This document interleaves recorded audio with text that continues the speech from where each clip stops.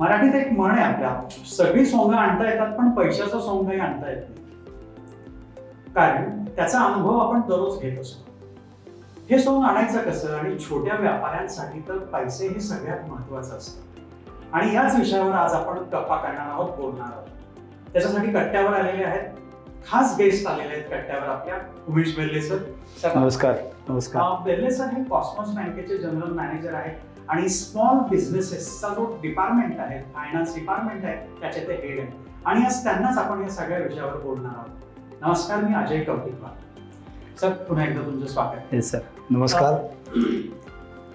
सगळ्यात महत्वाचं असतं, सगळ्यांना प्रश्न असतो, ते म्हणतात ना की जिसका कोई नहीं होता उसका खुदा होता है. तसं छोट्या उद्योजकांना, व्यापाऱ्यांना असतं की ज्यांचं कोणी नसतं त्यांचं तारणहार म्हणजे बँक असतं. ते सगळे लोक बँकेकडे खूप आशेने पाहत असतात. तुम्ही गेली अनेक वर्ष, प्रदीर्घ काळ तुम्हाला त्याचा अनुभव आहे. कसं बघताय तुमच्या तुम्ही अनुभवाकडे? सर, मी त्याच्या आधी थोडंसं बँकेची मी जरा एक माहिती देऊ इच्छितो की मी कॉस्मॉस बँकेत गेले 29 वर्ष मी काम करतो. 1994 साली जॉईन झालो. आज जवळपास बँकेचा जर का सेटअप बघितलं तर 35,000 कोटी रुपयाचा बँकेचा सेटअप आहे आणि आम्ही 7 राज्यामध्ये आम्ही कार्यरत आहोत. 1906 साली बँक स्थापन झाली, म्हणजे 118 वर्ष बँक. 118 वर्ष कुठलीही फायनान्शियल इन्स्टिट्यूशन काम करते, याच्यामध्येच फार मोठा एक ट्रस्ट म्हणा, विश्वास म्हणा, याचा हे सगळं एक त्याच्यात दिसून येतं आपल्याला. आणि तुम्ही जर सर जो काही प्रश्न आता याच्यामध्ये केलेला आहे की जिसका कोई नहीं होता उसका भगवान होता है, भारतामध्ये जर आपण एकंदर ओव्हरऑल विचार केला ना तर उद्योजकांसाठी फार मोठं संघर्ष असं आपण म्हणू शकतो. हा कर्ज मिळवण्यासाठी किंवा एक बँकिंगच्या याच्यामध्ये एक प्रवेश करण्यासाठी हा बऱ्याच वर्षापासून हा संघर्ष लोकांना आणि ह्या सगळ्या याच्यामध्ये करायला लागतो. म्हणजे तुमच्या लायसन्सपासून ते अगदी तुमचा धंदा उभं करणं आणि त्याच्यानंतर तुम्हाला मिळणारा फायनान्स किंवा वित्तीय सेवा याच्यामध्ये. पण ओव्हरऑल ह्या सगळ्यात जर का विचार केला तर कोविडनंतर याच्यात फार मोठ्या प्रमाणामध्ये चेंज आपल्याला दिसून येतो. पूर्वी त्यात महाराष्ट्रामध्ये नॉर्मली असं म्हणतात की एक कुठेतरी सरकारी नोकरीमध्ये आपण जॉईन झालो किंवा एखाद्या कंपनीमध्ये चांगल्या जॉईन झालो की आपलं आयुष्य पुढचं सुखासमाधानाने जातं, सेट जातं किंवा. पण कोविडनंतर फार याच्यामध्ये चेंज झाला आहे आणि आम्हाला ते जाणवतं सारखं याच्यामध्ये की फार मोठ्या प्रमाणात छोट्या छोट्या लोकांकडनं छोट्या छोट्या बिझनेससाठी, धंद्यासाठी म्हणून आमच्याकडे कर्जाची मागणी होती. आणि हा चेंज जो आहे हा ओव्हरऑल पॅन इंडिया झाला आहे. म्हणजे नॉट ओन्ली म्हणजे फक्त पुण्यात झाला आहे, महाराष्ट्रात झाला असं नाही, तर बिझनेस करायची, धंदा करण्याची प्रवृत्ती ही फार मोठ्या प्रमाणामध्ये वाढलेली आहे. आणि 118 वर्ष आम्ही बँक ह्याच्यावरती काम करतच आहोत या सगळ्या ह्याच्यामध्ये. आणि कोऑपरेटिव्ह संस्था असल्यामुळे लहान लोकांसाठीच काम करायचं हा त्यातला आमचा एक काय म्हणतात त्याला की त्याच्यासाठीच आम्ही आता काम करतो आणि गेले इतके वर्ष काम करतो आहोत किंवा. अगदी सर, तुम्ही जसं म्हणालात की कोविड नंतर खूप मागणी वाढली. बरोबर. एकूण आपण अर्थव्यवस्थेत पाहिलं तर सगळ्यात मोठा वाटा हा छोट्या उद्योजकांचा आहे. बरोबर. आणि त्यातही ज्ञानो, ज्याला आपण म्हणून सूक्ष्म, अतिसूक्ष्म ज्या मंडळी आहेत त्यांचा खूप मोठा वाटा आहे. बरोबर. पण आज असं होतं की हीच मंडळी एक तर असंघटित आहे. बरोबर. कुठल्याही याच्यावर यांची दखल घेत जात नाही. किती मोठा प्रश्न आहे आज. म्हणजे सगळ्यांना मोठा या लोकांना प्रश्न आहे की फायनान्सचा प्रश्न. बरोबर. सर, याच्यामध्ये काय तुम्ही म्हणालात तसं असंघटित म्हणजे अनऑर्गनाइज लोक सगळे असल्यामुळे हे स्कॅटर्ड आहेत. आणि त्याच्यासाठी कुठेतरी जे जसं तुमचं देह आसरा एक माध्यम आहे या लोकांना हे सगळं करण्यासाठी म्हणून, अशा टाईपचे जे जिथे जिथे काही जे संघटन आणि हे करून करतात आणि लोकांना मदत करतात, मार्गदर्शन करतात, आणि ह्याचा एक फार चांगला आणि मोठा उपयोग हे याच्यामध्ये होऊ शकतो. कारण आमच्याकडे अशा बऱ्याच प्रमाणामध्ये अशा संस्था, NGOज म्हणा, संस्था म्हणा, आमच्याकडे या ॲप्रोच होतात की या लहान लोकांना कुठे ना कुठेतरी वित्तीय सेवा म्हणा, स्मॉल लोन्स म्हणा, हे सगळं देण्यासाठी म्हणून. सर, याच्यातला मेन आणि सगळ्यात मोठा विषय जो आहे ना की आर्थिक साक्षरता आपण म्हणू की ह्याचा ह्या सगळ्या याच्यामध्ये मोठा पार्ट आहे की मला बँकेत अकाउंट ओपन आता आपण हल्ली सगळेच करतो आपण, त्यात काहीच प्रश्न नाही. सगळ्याच लोकांचे अकाउंट ओपन असतात किंवा काय असतात. जनधनपासून ते तुमचं ज्या काही गव्हर्नमेंटने केलेल्या सबसिडीज असोत किंवा जे डायरेक्टली तुमच्या अकाउंटमध्ये जमा होतात ते, पण सगळ्यात जर मोठा पार्ट असा आहे की 140 कोटी जनतेमध्ये जर आपण ITR बघणारी जर लोक बघितली तर 8 कोटी लोक फक्त ITR बघतात. म्हणजे याचा अर्थ आपण जर का काही सिनियर सिटीजन धरले, काही जर का हाऊसवाईफ जर सोडल्या, तर त्यातला बराचसा मोठा पार्ट आहे हा इन्कम टॅक्स रिटर्न हे भरत नाही. म्हणजे याचा अर्थ त्यांना उत्पन्न नाही असं नाही, पण ते इन्कम टॅक्स रिटर्न भरत नाही. म्हणजे त्यांना असं वाटतं इन्कम टॅक्स रिटर्न भरलं की आपल्याकडे काहीतरी गव्हर्नमेंट किंवा काहीतरी त्याच्यामध्ये आपण काहीतरी ते लक्ष जाणार, ते आपल्याकडे लक्ष देणार. आणि ही एक फार मोठी ही एक काय म्हणता येतं की ही गॅप आहे. आणि ही जर का म्हणजे कुठल्याही वित्त संस्थांना, बँकांना याच्यामध्ये पण फार मोठी अपॉर्च्युनिटी आहे, कारण फक्त 8 कोटी लोक ITR भरतात. तर हा एक त्यातला सगळ्यात मोठा काय म्हणतात त्याला की चिंतेचा म्हणण्यापेक्षा आपण त्याच्यावरती काम करायला लागेल असा एक त्यातला पार्ट आहे. की जास्तीत जास्त लोक जोपर्यंत त्यांना आर्थिक साक्षरता होणार नाही त्याशिवाय ते पुढे लोक त्याच्यामध्ये काही जाणार नाहीत. आणि त्याच्यासाठी म्हणून मग नंतर उद्या ज्यावेळेस मला एखादा कुठला बिझनेस उभं करायचा आहे, मग मला भांडवल पाहिजे, मग भांडवल माझ्याकडे असेल तर तिथनं परत प्रॉब्लेम येतो. तर तिथनं बसणं तर मला लोन घ्यायचं, तर मग मला माहितीच नसतं किंवा काही. आणि मग ते वेगवेगळ्या कुठल्या तरी चक्रामध्ये ते अडकले जातात. शॉर्ट टर्म लोन घेतात कुठल्या तरी लोकांकडनं जास्त व्याजावरती आणि याच्यावरती. आणि मग त्या आपण ज्याला सावकारी चक्र किंवा जे आपण असं म्हणतो जे पूर्वापार चालत आलेलं आहे त्याच्यात ते लोक मग अडकून जातात, सगळ्यात महत्त्वाचं भरडले जातात. तुम्ही खूपच महत्त्वाचा मुद्दा उपस्थित केला. आणि तेजसला मी जो अभ्यास केला ना त्यात पण हेच लक्षात आलं की या छोट्या उद्योजकांकडे एक तर नीट कागदपत्र नसतात, ITR फाईल करत नसतात, एक शॉर्ट टर्म फक्त ते विचार करतात, लॉंग टर्मचा विचार करत नाही. बरोबर. छोट्या उद्योजकांनी आता विषय निघालाच म्हणून त्यावर पण आपण चर्चा करूया. ITR भरणं, त्याच्यानंतर हे सगळे डॉक्युमेंट्स नीट करणं हे किती महत्त्वाचं आहे? सर फार महत्त्वाचं आहे. जर का आपल्याला कुठेतरी आपल्याला स्वतःचं एक उपजीविकेचं साधन म्हणून जर आपण आपला बिझनेस म्हणून बघत असू किंवा पुढं मला एका बिझनेसचं एका दुकानाची 2 दुकानं करायची आहेत, माझा धंदा वाढवायचा आहे, मी आता समजा पुण्यात करत असेल तर पुण्याच्या आउटस्कट्समध्ये करायचं आहे, PCMCमध्ये करायचं आहे, तर प्रत्येक वेळेस मी माझं भांडवल उभं करू शकत नाही. ह्याच्यासाठी मला कोणाची तरी मदत लागते. आणि मग मदत लागते, मग मी काय करतो, मित्र नातेवाईक यांच्याकडे जातो किंवा माझे काही आईवडील म्हणा किंवा काय त्यांचं इन्व्हेस्टमेंट असेल, त्यांचं संचित असेल तर त्याच्यावरती मी हे करतो. पण ह्याला लिमिटेशन आहे. बिझनेस करण्यासाठी सगळ्यात चांगला आणि महत्त्वाचा पर्याय भांडवल उभं करायला म्हणजे बँका. म्हणजे याच्यामध्ये मी प्रायव्हेट बँक्स पण म्हणणार नाही, पण मी बँका याच्यामध्ये म्हणेल. कारण का तर त्या ज्या काही पद्धतीचं त्याला एक सिस्टीम आहे, एक प्रोसेस आहे. आणि ह्याच्यासाठी म्हणून लोकांनी जास्तीत जास्त बँकेकडे येणं, त्याच्यामध्ये सामील होणं या सगळ्या याच्यामध्ये हे फार महत्त्वाचं आहे. आणि त्याच्यासाठी आमच्या बँकेने लेटेस्ट आम्ही उपक्रम केलेला आहे. आमचे हा सगळा जो काही आम्ही जो उपक्रम 2 मिनिटात मी तुम्हाला पुढच्या याच्यात सांगतोच. पण हा उपक्रमाचं सर्वजनक आमचे चेअरमन साहेब आहेत, म्हणजे CA मिलिंद काळे, जे गेले जवळपास 35 ते 36 वर्ष बँकेवरती डायरेक्टर म्हणून आहेत आणि गेले 10 वर्ष ते बँकेचे चेअरमन आहेत. आणि ओव्हरऑल ज्यावेळेस ह्या सगळ्या पूर्ण याचा विचार केल्यानंतरच थोडंसं मी वेगळ्या गोष्टीसाठी मी जरा एक जस्ट सांगण्याची माझी एक इच्छा झाली अशी की एक आपण जर का बघितलं तर गेले 15-20 वर्षामध्ये हे मायक्रो फायनान्स किंवा स्मॉल बिझनेस बँक ह्या फार मोठ्या प्रमाणावरती भारतामध्ये ह्या वाढलेल्या आहेत. म्हणजे त्याचं एक उदाहरण द्यायचं जर झालं तर आम्ही 118 वर्ष कॉस्मॉस बँक आहे. आमचं 35,000 कोटी रुपयाचं आमचं टोटल सेटअप आहे, म्हणजे डिपॉझिट आणि लोन्स म्हणून. आणि आम्ही 1906 साली बँक स्थापन झाली. पण ह्यात जर का आपण NBFCs किंवा या मायक्रो फायनान्स किंवा स्मॉल फायनान्स बँक जर आपण घेतल्या, ज्या 1990 नंतर ह्या निर्माण झालेल्या आहेत RBIच्या आणि सेंट्रल गव्हर्नमेंटच्या काही धोरणानुसार, तर एक मी मुथूट फायनान्सचं एक उदाहरण दिलं. लोकांना माहिती आहे की मुथूट फायनान्स ह्या ज्या आहेत ह्या गोल्ड लोनसाठी आणि मनप्पुरम फायनान्स. तर मनप्पुरम फायनान्स आणि मुथूट फायनान्स या गोल्ड लोनसाठी लोकांना परिचित आहेत की तिथं जा, गोल्ड द्या आणि तुम्ही 15 मिनिटात अर्ध्या तासात लगेच तुम्ही कर्ज घ्या आणि लगेच तुम्ही बाहेर पडा याच्यामध्ये. पण एक माहिती म्हणून त्याच्यामध्ये सांगतो की ह्याच या फायनान्सचा या गोल्ड लोनचे जे काही कामं करतात आणि हे सगळे करतात, तर त्यांचा गेले 1998 साली स्थापन झालेली मनप्पुरम फायनान्स आज 2024मध्ये 40,000 कोटी रुपयाचा त्यांचा AUM आहे. AUM म्हणजे असेट अंडर मॅनेजमेंट. म्हणजे आम्हाला हे सगळं करायला 35 वर्ष लागली आणि त्यांनी समजा आपण म्हटलं 1998, 96, 2000 पासून पकडा, अगदी 24-26 वर्षात ते 40,000 कोटीच्या दरम्यानचं याच्यामध्ये गेलं. म्हणजे एवढं आहे सगळं, हे एवढं व्हास्ट आहे. आणि इथे जे ते ना लोन देतात हे सगळे उद्योजकांना देतात, हे सगळे अनऑर्गनाइज लोकांना याच्यामध्ये देतात, की ज्यांचे ITR नाही आहे, ज्यांचे इन्कम आहे पण प्रूफ नाही आहे. म्हणजे माझा बिझनेस आहे पण माझ्याकडे ITR नाही, माझ्याकडे बॅलन्स शीट नाही किंवा काही याच्यामध्ये. आणि ह्या लोकांच्यासाठी करण्यासाठी म्हणून कॉसमॉस बँकेने आत्ता एक उपक्रम केला आहे, हा स्मॉल फायनान्स बिझनेस म्हणून. 1 ऑगस्टपासून आम्ही त्याच्यामध्ये सुरू केलेलं आहे.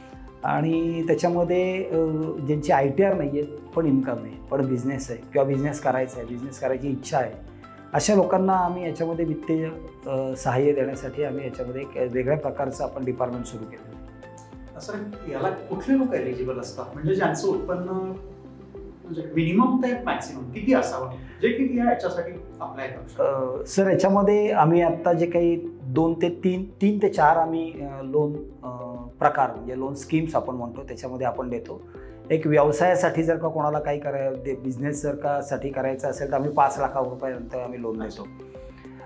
काही कोणाला ॲटो रिक्षा घ्यायची किंवा 2 व्हीलर घ्यायचे आहेत किंवा आपण गुड्स कॅरियरसाठी 3 व्हीलर असतात बघा, म्हणजे त्याला आपण रेग्युलरच्या याच्यामध्ये छोटा हत्ती किंवा काय असे जे म्हणतात ते आम्ही व्हेकल लोन 5 लाखापर्यंत करतो. आणि जे इलेक्ट्रॉनिक्स आणि गृहोपयोगी वस्तू असतात ते आम्ही 2 लाखापर्यंत करतो. याच्यामध्ये असं इन्कम प्रूफ असं काही नाही की माझा पण त्याला इन्कम काहीतरी पाहिजे, पण माझ्याकडे ITR नाही आहे पण माझं इन्कम आहे. आता बऱ्याचशा लोकांचं जर का तुम्ही बघितलं तर बिझनेस असतो, आता हल्ली त्या UPIवरनं ती तर एक क्रांती झालेली आहे भारतामध्ये. त्यामुळे जो तो येतो तो माणूस फक्त एक 15 रुपयाचा पण एक साधा UPIचं स्कॅन करतो आणि तो निघून जातो. आणि त्याच्यात आणि हा सगळा पैसा बँकेमध्ये येतो, हा सगळा पैसा अकाउंटमध्ये येतो. त्या माणसाचं कुठे ना कुठेतरी अकाउंट पाहिजे तरच त्याला ते UPIचं स्कॅन आणि हे सगळं मिळतं. त्यामुळे ह्या UPIचा पण फार मोठा एक आपल्याला बँकिंग इंडस्ट्रीमध्ये पैसा येण्यासाठी फार मोठा उपयोग झालेला आहे. आणि कुठे ना कुठेतरी ते इन्कम तुमचं बँकेच्या मध्ये आल्यामुळे ते तुमचं इन्कम हे गृहीत धरलं जातं आणि ग्राह्य धरलं जातं.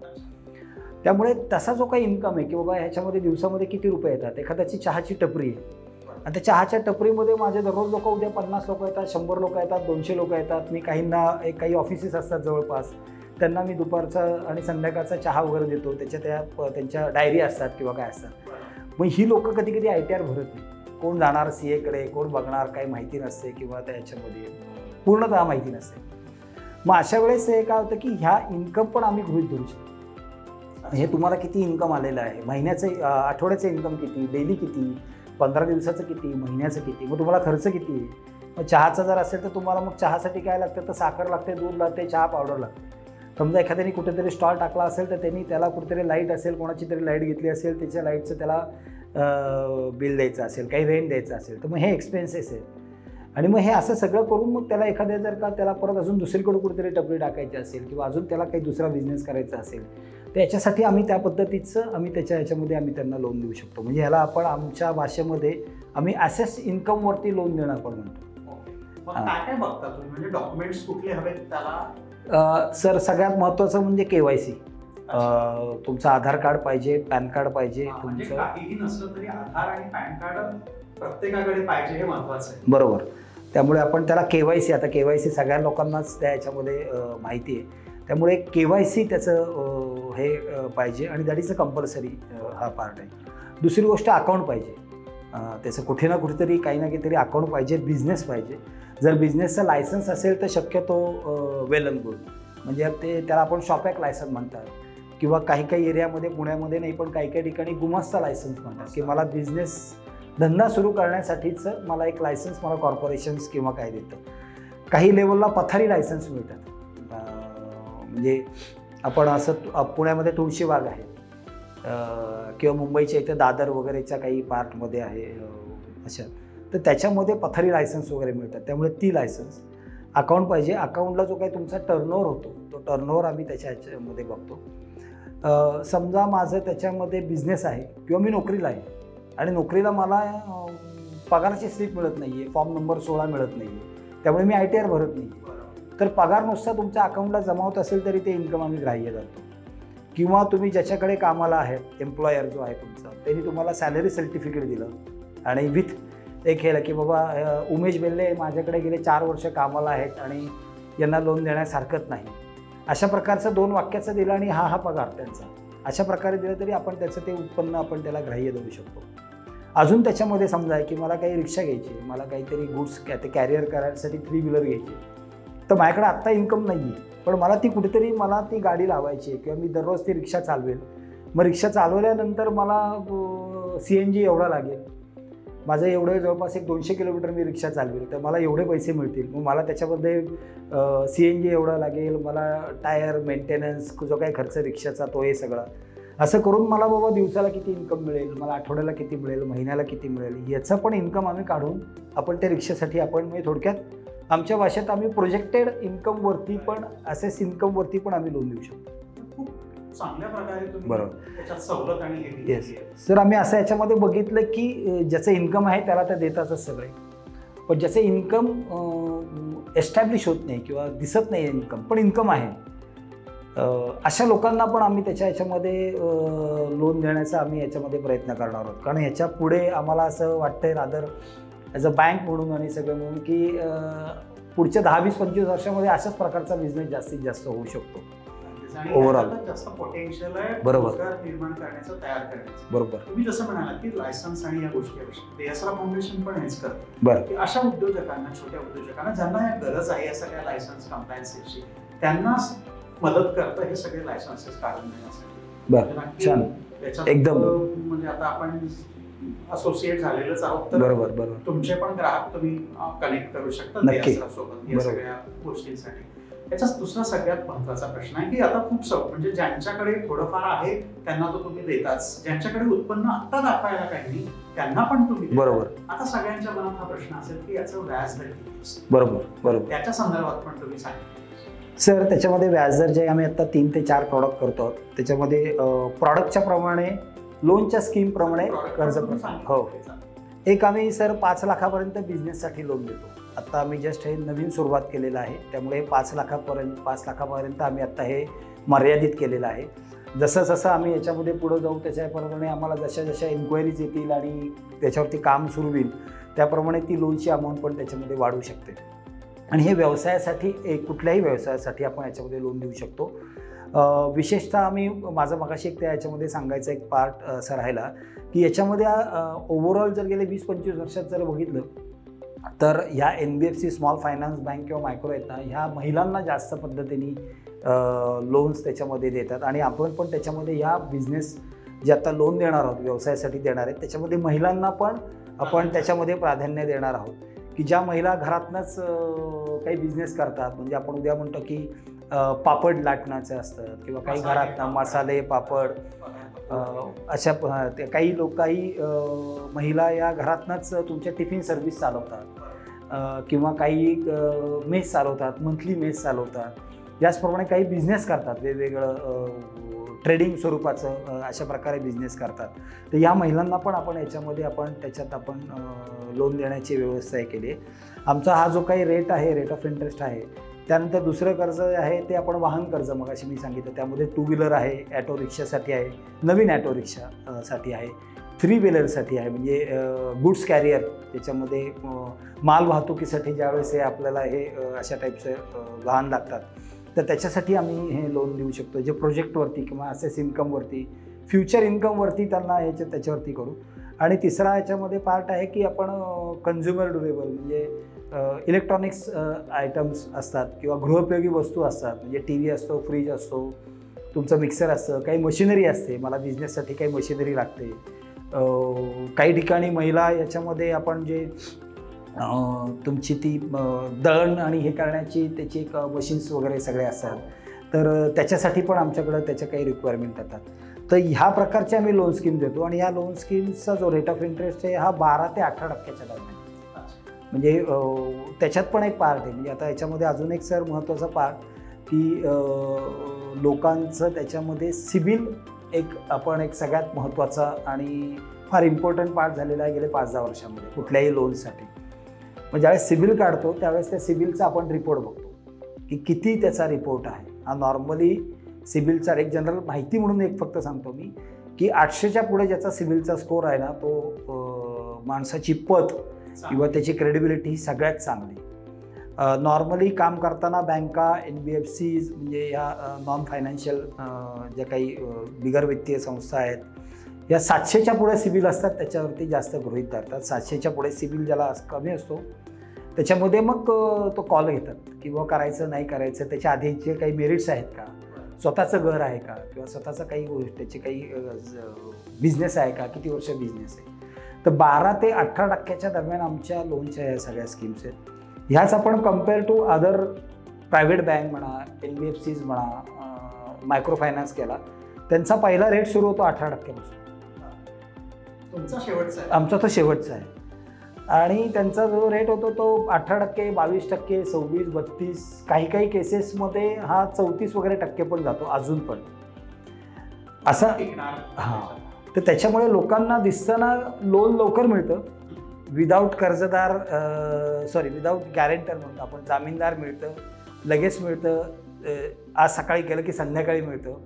पण त्याच्या पाठीमागच्या ह्या पण गोष्टी आहेत. आणि मग तो फार मोठ्या व्याजदराच्या चक्रामध्ये मग लोक अडकले की मग त्याचे परत समजा माझा एखादा हप्ता राहिला तर त्याचे मोठे चार्जेस, मग ते लोक येणार, मग अशा सगळ्या गोष्टी, मग ते नंतरचं जे काही चक्र आहे ते सगळं सुरू राहते. तुम्ही आता उल्लेख केला सिबिल स्कोअर. बरोबर.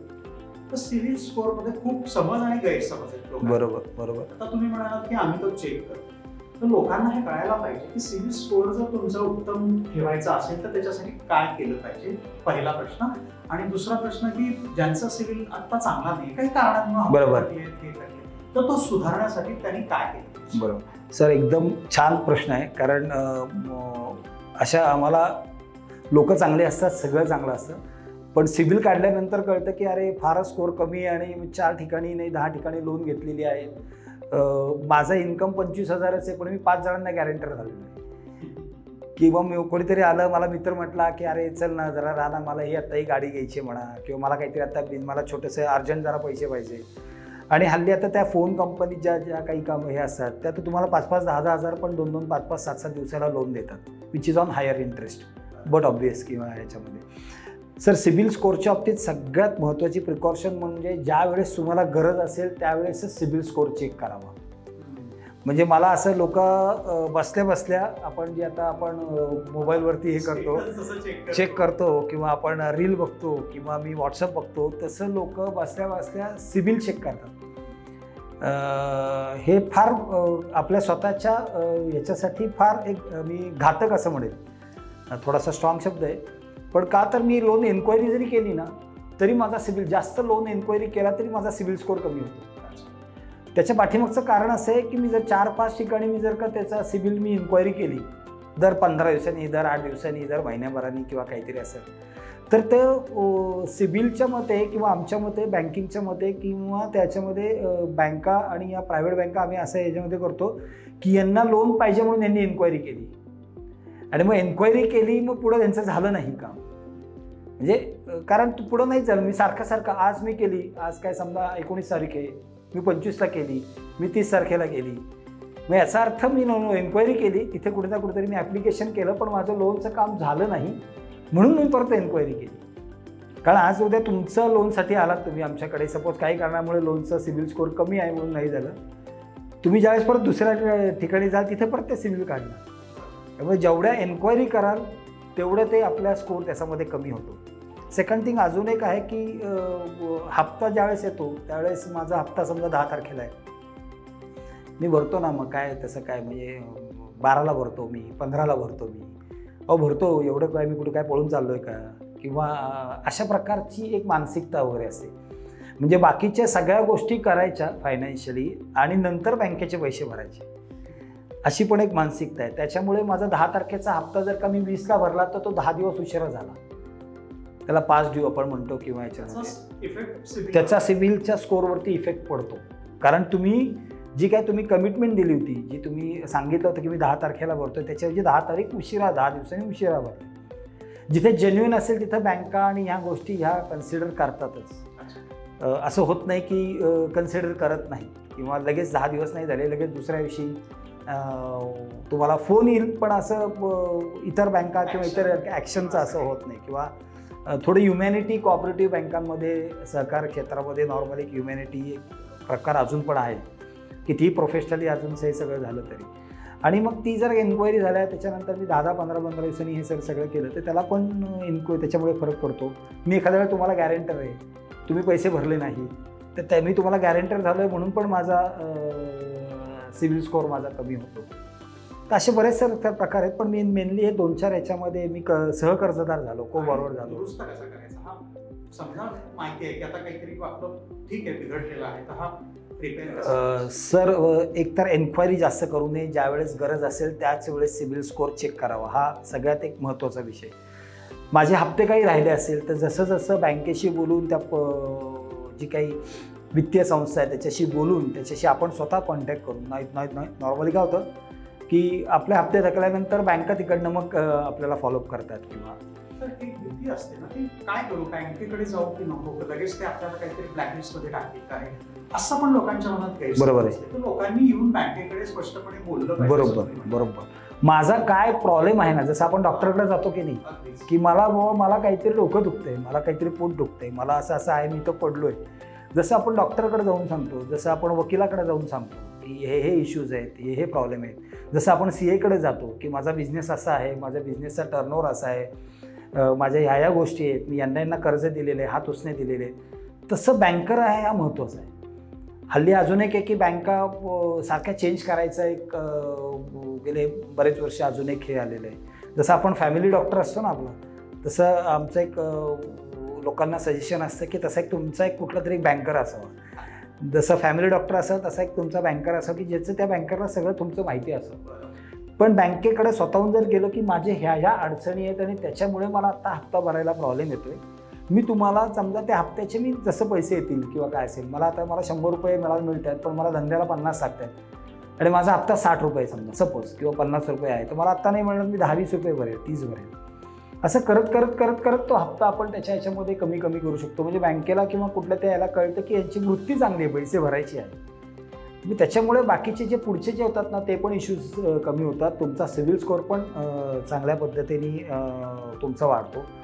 कारण ह्याच्या पुढे सिबिल स्कोअर जे आहे ना की मी आत्ता जर बंद लोन नाही भरलं, मी उद्या प्रॉब्लेम झाला, नंतर मी सेटलमेंट केलं, आपण OTS म्हणतो, वन टाईम सेटलमेंट केलं, पण ते पुढं त्याचा रिपोर्ट आहे ना माझ्या कायमस्वरूपी पुढं मला तो तुम्ही कधी पण मी उद्या 20 वर्षांनी जरी सिबिल काढला तरी मला त्याच्यातमध्ये दिसतं की 20 वर्षापूर्वी या माणसाने लोन घेतलं होतं 5 लाख रुपयाचं पण ते नीट फेडलं नाही. म्हणजे याचा अर्थ त्यांची तशा प्रकारे फेडायचं काही ना काहीतरी त्यांना व्हॉटेवर इट इज काही प्रॉब्लेम असेल त्यावेळेस, जेन्युइन पण असेल, लोकांचं जेन्युइन पण प्रॉब्लेम असेल, असं काही नाही.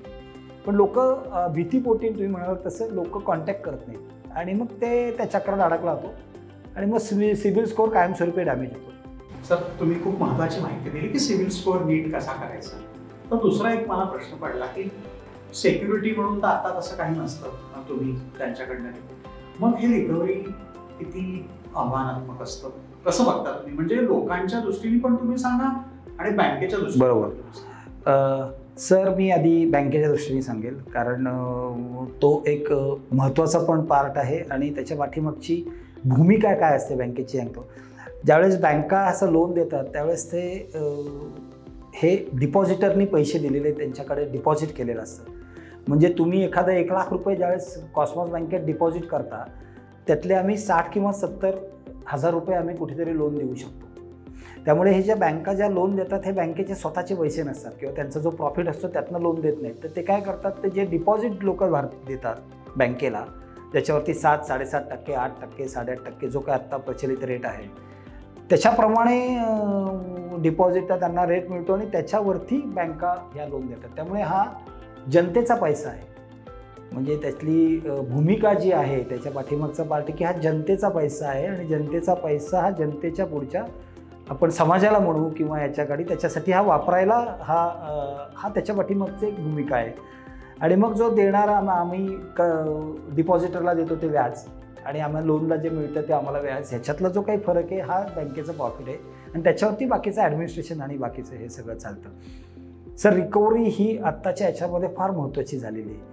त्यामुळे लोक आम्ही ज्यावेळेस बँका ज्यावेळेस लोकांना आम्ही लोन देतो त्यावेळेस सगळ्यात पार्ट आपण बघतो की हे पहिलं रिकवर आमचे पैसे परत येतील की नाही, विश्वास तुम्हाला बरोबर उद्योजकाप्रती निर्माण व्हायला हा सगळ्यात महत्त्वाचा पार्ट आहे. की उद्या त्याच्यामध्ये असं असतं की माझ्याकडे आत्ता काही इन्कम नाही आहे पण कस्टमरची बॉडी लँग्वेज काय आहे, कस्टमरची स्वतःचं त्या व्यवसायामधलं नॉलेज काय आहे, त्याची स्वतःची किती तो व्यवसाय करण्याची त्याची काय म्हणतात त्याला आपण की तेवढी किती त्याची इच्छा प्रबळ आहे आणि तो काय पद्धतीने हे सगळं करू शकतो हे मी व्यवसायाच्या संदर्भामध्ये सांगतो. हे आपण त्याच्यामध्ये आम्हाला थोडंसं आता इतक्या वर्षाच्या त्याच्यामध्ये आम्हाला लक्षात येतं त्याची क्रेडिबिलिटी काय आहे, त्याचं समाजामध्ये पद काय आहे, ओव्हरऑल त्याचं बिहेवियर कसं आहे, अशा गोष्टी पण काही याच्यामध्ये बघितल्या जातात. काही प्रायव्हेट बँका तर तुमचं सोशल मीडियावरचं पण अकाउंट चेक वगैरे करतात की तुम्ही कशा प्रकारे व्यक्त होत आहे, तुमचे कोण फॉलोअर्स आहेत, तुम्ही कुणाशी निगडीत आहात वगैरे वगैरे अशा टाईपचे पण आता कारण आता सगळं इझिली अवेलेबल झालेलं आहे. तर त्याच्यामुळे पण हा पार्ट सगळा बघितला जातो. पण मेनली बघितला जातो की बाबा त्याची वृत्ती आहे की नाही पैसे फेडण्याची आणि दुसरी गोष्ट व्यवसाय असेल तर त्या व्यवसायामध्ये तेवढा कॅश फ्लो आहे की नाही, म्हणजे तेवढं त्याच्यामध्ये पोटेन्शियल आहे की नाही की हे पैसे दिल्यानंतर परत येतील. या 2-3 गोष्टी जरा महत्त्वाच्या त्याच्यामध्ये बघितल्या जातात. सगळ्यात महत्त्वाचं सर याला कोण कनेक्टेड होऊ शकतं, म्हणजे महाराष्ट्रातून कुठेही होऊ शकतं की फक्त असं काही तुमचं आहे पुण्यापुरतं मुंबईपुरतं आणि त्यांनी कनेक्ट कसं व्हायचं बँकेशी? सर याच्यामध्ये सांगतो हे जे आम्ही नवीन उपक्रम सुरू केलेला आहे स्मॉल फायनान्स मध्ये छोट्या लोकांसाठी त्यांना अपलिफ्ट करण्यासाठी, तर ह्याच्यातलं आत्ता आपण पुणे जिल्ह्याच्या ओव्हरऑल याच्यामध्ये आपण ही लोक अप्लाय करू शकतात लोनला.